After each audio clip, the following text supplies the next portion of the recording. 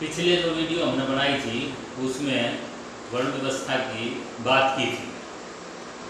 वर्ण व्यवस्था जैसा कि वेदों में लिखा गया है ये असत्य और गलत है। ये ब्राह्मणों के स्वयं रचित है। जब ये आत्मा एक शरीर का त्याग करके प्राण के माध्यम से जब माँ के गर्भ में आती है तो उसकी अंदर 3 नाड़ियाँ बनती हैं। एक भोजन की नाड़ी, एक प्राण की नाड़ी और एक बुद्धि की नाड़ी। इसी प्रकार हमारे शरीर के 3 भागों में इस शरीर का डिवीजन है। एक अनुकोश कहलाता है, दूसरा प्राणकोश कहलाता है छाती में, और तीसरा यही जो प्राण है ऊर्ध्वा करता हुआ, और जब मन कोश में पहुंच जाता है, बुद्धि के कोश में पहुंच जाता है, विज्ञान के कोश में पहुंच जाता है, और वहाँ आनंद का कोश है।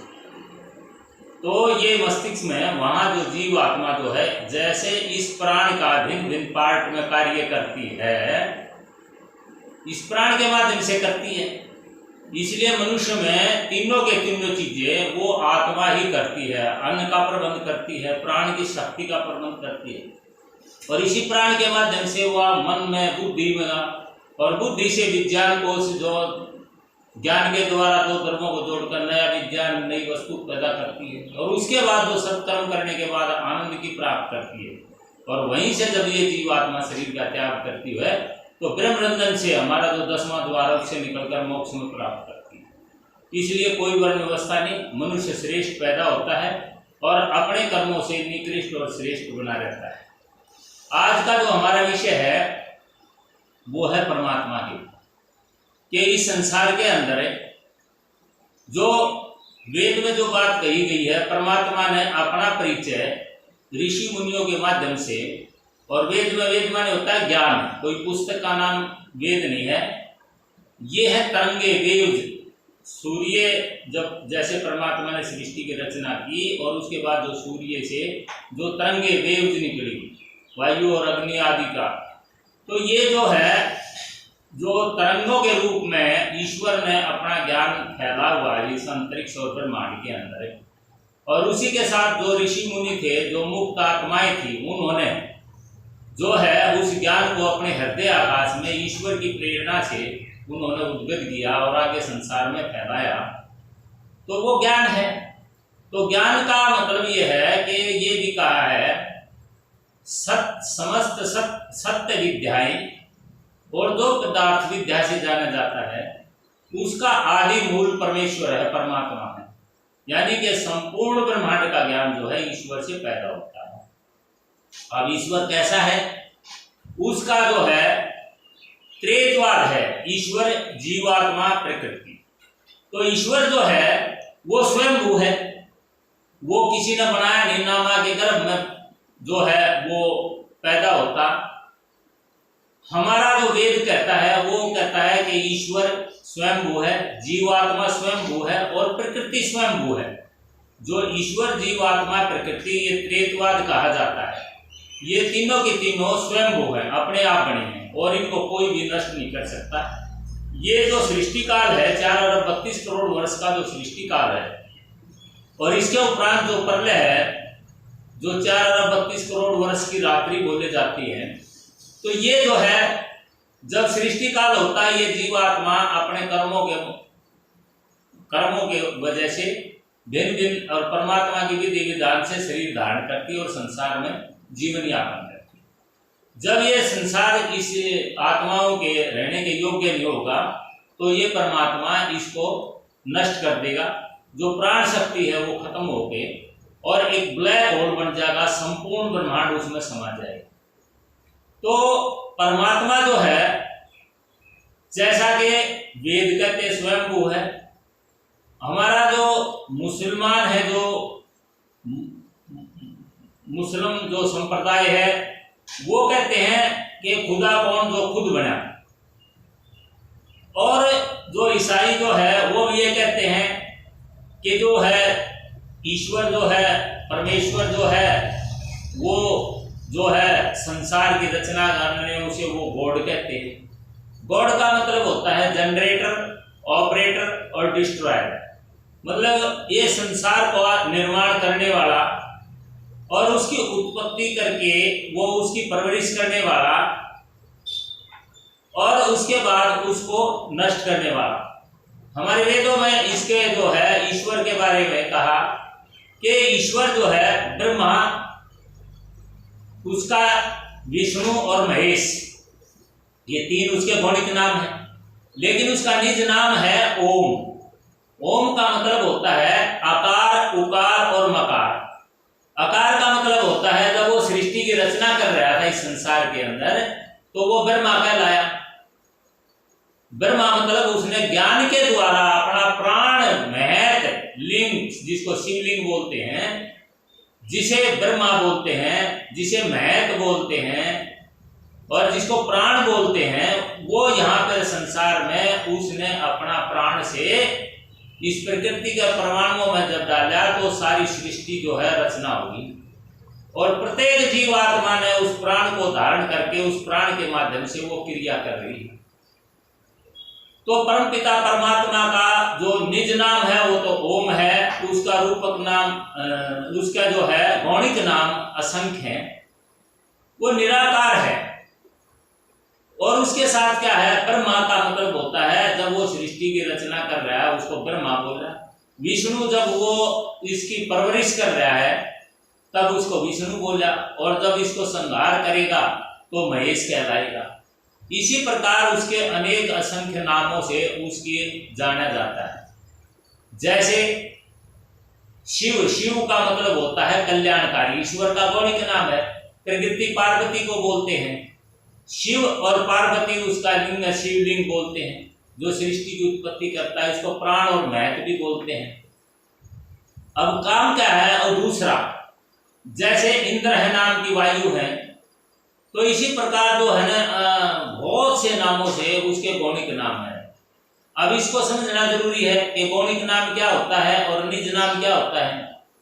जैसे एक महेंद्र नाम का व्यक्ति है, उसका निज नाम तो है महेंद्र, और उसके है ना वो शादीशुदा है, उसका कोई किसी का वो पिता है, किसी का वो बेटा है, किसी का वो फूफा लगता है, रिश्तों में वो कहीं वो टीचर का काम करता है या अन्य कार्य करता है, तो उसको वहां पे अनेक नामों से, अनेक व्यवसाय के जो उसके वो है उनसे उसको जानते हैं। इसी प्रकार परमात्मा का जो निज नाम ओम है और जो उसके गौणिक नाम है, वो जब क्रियाएं करता है इस संसार के अंदर है तो उसके वो नाम, उसको गौणिक नाम है। तो ईश्वर जो है वो जो है उसके गुणों के है, उसकी वो सच्चिदानंद है, वो सर्वव्यापक है, स्वयंभू है, अनादि है, अनादि है, नित्य है, वो सर्वव्यापक है, सर्वज्ञ है, स्वयंभू है, आदि आदि गुणों से उसको जाना जाता है। अब ये आता है कि परमपिता परमात्मा, कई हमारे अज्ञानता के वशीभूत भाई कहते हैं कि वो परमात्मा हमें दिखाई नहीं देता, और इसी प्रकार वो एक और बात कहते हैं कि कोई आदमी किसी को मार रहा है, पीट रहा है, जुल्म और अत्याचार कर रहा है, तो वो परमात्मा आके उसको नहीं छुड़ाता, ना उसकी रक्षा करता। तो ऐसा भगवान हम कैसे माने उसको कि वो भगवान है? क्योंकि वास्तविकता ये है, आम जो साधारण बुद्धि के लोग हैं वो उन चीजों को देखते हैं कि जो रूप है, रूप को देखते हैं, वो आंख से देखते हैं। अब क्या है, परमपिता परमात्मा में जो 5 तन्मात्राएं होती हैं, जिसको हम शब्द गंध रंग रस रूप आदि कहते हैं, 5, ये तन्मात्राएं जब वस्तु बनती है तो स्थान घेरती है। लेकिन परमपिता परमात्मा में ये जो है शब्द गंध रंग रस रूप आदि ये जो है तन्मात्राएं होती हैं, और जैसे वो स्थूल उसका अपना स्वरूप को बढ़ाती है तो वो परमात्मा में नहीं है। और इसी प्रकार जो आत्मा है उसमें भी ना उसमें शब्द है, ना गंध है, ना रंग है, ना रस है, ना रूप है, उसमें भी नहीं है। अब जब वस्तु बनती है तो स्थान नहीं घेरती, इसी प्रकार परमात्मा स्थान नहीं घेरता, उसका कोई आयतन नहीं है, उसका कोई रूप नहीं है, तो वो आंखों से नहीं दिखाई देता। जो रूप है वो आंखों से दिखाई देता है, स्पर्श है वो गर्म आर्द्र को पता करता है। तो इसी प्रकार जो प्रकृति है उसमें शब्द गंध रंग रस रूप है, और जब वह वस्तु बनती है तो स्थान घेरती है। इसलिए तीनों जो है वो अलग अलग है। आत्मा और परमात्मा चेतन होने की वजह से उनका गुण है ज्ञान और प्रयत्न, और ज्ञान के द्वारा परमात्मा ने इन आत्माओं के लिए इस सृष्टि की रचना की, इसलिए वह जन्मा है।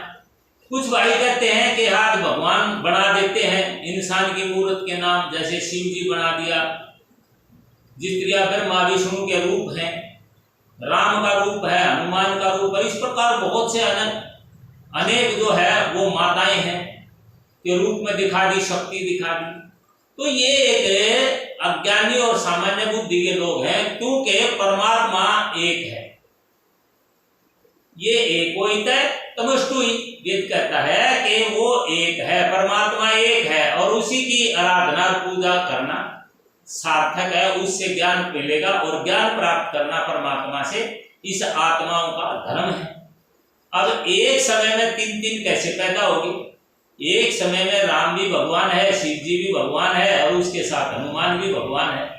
तो ये जो है तर्क और प्रमाण के आधार पर बुद्धि जो है नॉर्मल बुद्धि की बजाय ये ऋतंबरा मेधा ऋतंबरा प्रजा बुद्धि का प्रयोग न करके हो, अज्ञानी लोग जो है इस प्रकार का भ्रम फैलाकर लोगों को ठगते हैं, और लोग भी उनके झांसे में आ जाते हैं। फिर वो प्रश्न करते हैं कि जो परमात्मा है, हमारी तो आस्था है, हमारी तो आस्था है, हम तो पत्थर को, किसी वस्तु को, किसी को भी रूप को हम पूजते हैं और उससे हमारा कल्याण होता है। तो यहाँ पर स्पष्ट वेद का मंत्र है। वेद कहता है ये ते पंथा अधो दिवो ये भीर वैश्मर्य उत सरोसंतु नो भुआ। इसका हिंदी का अर्थ क्या है कि दो प्रकार का रास्ते हैं, एक है आस्था मूलक रास्ता, एक है ज्ञान मूलक रास्ता। जो व्यक्ति केवल मात्र आस्था मूलक रास्ते पर चलता है वो उस अंधे के समान ठोकरे खाता हुआ अपने जीवन को बर्बाद कर लेता है, और वो अपने लक्ष्य को कभी प्राप्त नहीं कर पाता। उसके साथ आस्था के साथ जो ज्ञान मूलक रास्ता है, जब व्यक्ति उस पर चलता है वो प्रशस्त इंद्रियों वाला, मजबूत इरादों वाला अपने लक्ष्य को जल्दी भेद लेता है, और वो मोक्ष की प्राप्ति कर लेता, परमात्मा के आनंद को प्राप्त कर लेता है। इसलिए आस्था के साथ ज्ञान होना जरूरी है। जिस आस्था में ज्ञान नहीं वो निरर्थक और मनुष्य के पतन करने वाली बात है।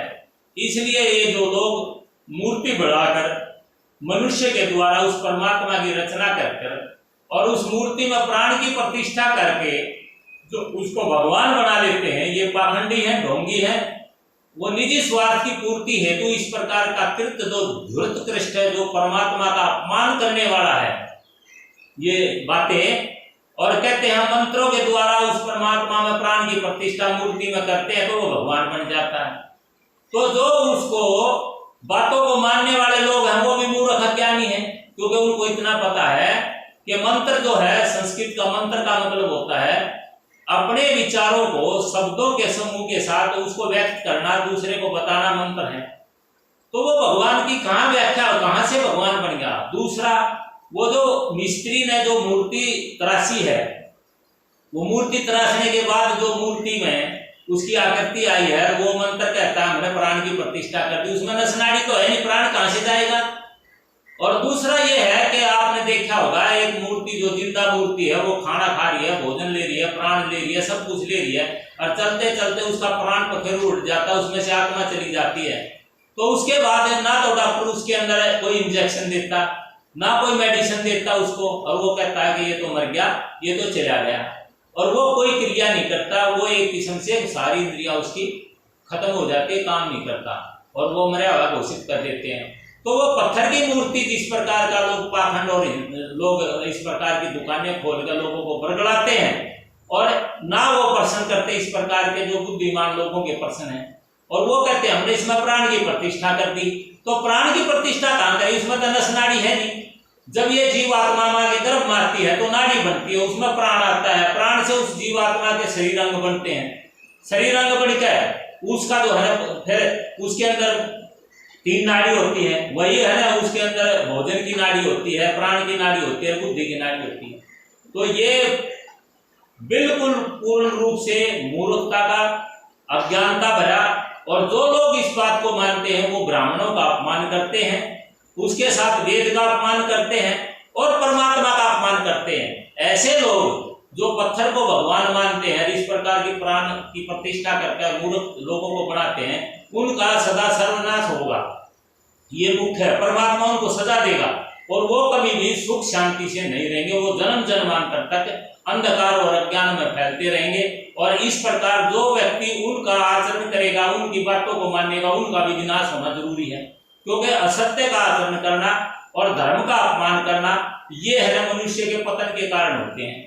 इसलिए हमने सत्य ऋषि मुनि ब्राह्मणों के द्वारा जो त्रेतवाद है, ईश्वर जीवात्मा प्रकृति, उसी को मानकर आगे बढ़ना है और अपने जीवन को कल्याणकारी बनाना है। और हमारी जो है मूल भावना ये है कि संसार के समस्त जीवात्माएं जो मनुष्य के रूप में है, वो सत्य ज्ञान अर्जन करके अपना कल्याण करें, मानव जाति का कल्याण करें और सुख शांति से रहें। सब हमें भाई, हम परमात्मा की संतान हैं, हम जीवात्माएं अपना स्वतंत्र कार्य करते हैं। हमें सत्य ज्ञान से ही हम आगे बढ़ सकते हैं। प्यार प्रेम धर्म के मार्ग पर रहकर ही हम आगे उन्नति कर सकते हैं। और आज का जो विचार है, हम इसको जो है यहीं पर हम पूर्ण विराम देते हैं और आपको अगले वीडियो में फिर मिलेंगे। ओम शांति।